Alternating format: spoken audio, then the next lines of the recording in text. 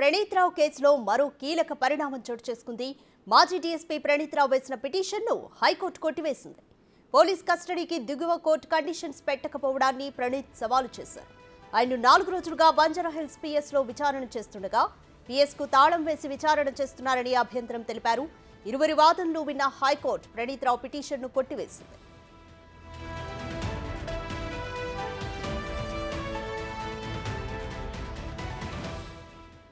More details మా ప్రతినిధి రాణా అందిస్తారు.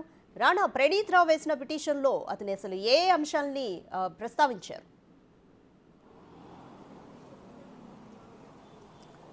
పిటిషన్లో సుప్రీంకోర్టు మార్గదర్శకాలను ఎక్కడా కూడా పోలీసులు వారు పరిగణలోకి తీసుకోలేదు. లోయర్ కోర్టు కూడా దాంట్లో పరిగణలోకి తీసుకోకుండా తనని అక్రమంగా కస్టడీకి అప్పచెప్పారంటూ కూడా ఆ పిటిషన్లో పేర్కొన్నాడు. దాంతోపాటు బంజారాహిల్స్ పోలీస్ స్టేషన్లో కనీస సౌకర్యాలు కూడా అక్కడ లేవు. కనీసం మా క్లయింట్ పడుకోవడానికి కూడా ఇబ్బందిగా ఉంది. పైగా వీరు 24 గంటల పాటు కూడా వీరు విచారణ చేస్తున్నారు.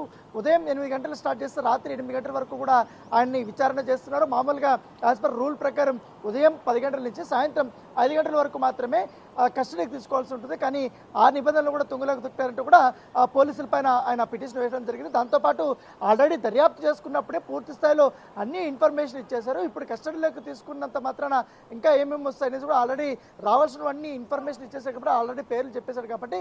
కానీ అతనిపైన ఎటువంటి ఆధారాలు లేకపోయినప్పుడు కూడా ఆయన్ని అరెస్ట్ చేసి తీసుకెళ్లారు. పైగా కస్టడీకి తీసుకెళ్లారు.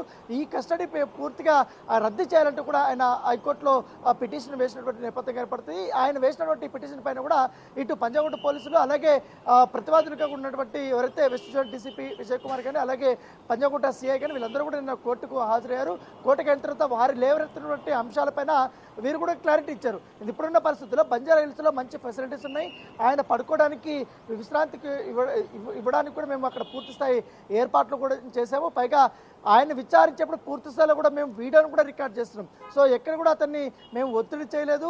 పలా ఇంటరాగేషన్ ఉన్నాక ఖచ్చితంగా అనేక అంశాలపైన కూడా మేము దీన్ని చర్చించాల్సి ఉంటుంది కాబట్టి విచారించాల్సి ఉంది కాబట్టి ఈ కేసు చాలా సున్నితమైనటువంటి కేసు కాబట్టి అనేక కోణాల్లో కూడా మేము విచారిస్తే ఇప్పటికే కొన్ని ఎవిడెన్స్ కూడా మేము కలెక్ట్ చేసినటువంటి నేపథ్యంలో ఈ సమయంలో ప్రణీత్ రావుకి కానీ రిలీఫ్ ఇస్తే మాత్రం ఖచ్చితంగా కేసు పక్కదారి పట్టే అవకాశం ఉందనేసి కూడా కోర్టుకి వారు విన్నవించిన నేపథ్యం ఏర్పడితే ఇరు వాదనలు విన్న తర్వాత ఇవాళ తీర్పు ఇచ్చినటువంటి నేపథ్యం ఏర్పడితే ఇవాళ తీర్పులో ప్రణీత్ రావు వేసినటువంటి పిటిషన్ని కొట్టివేసింది.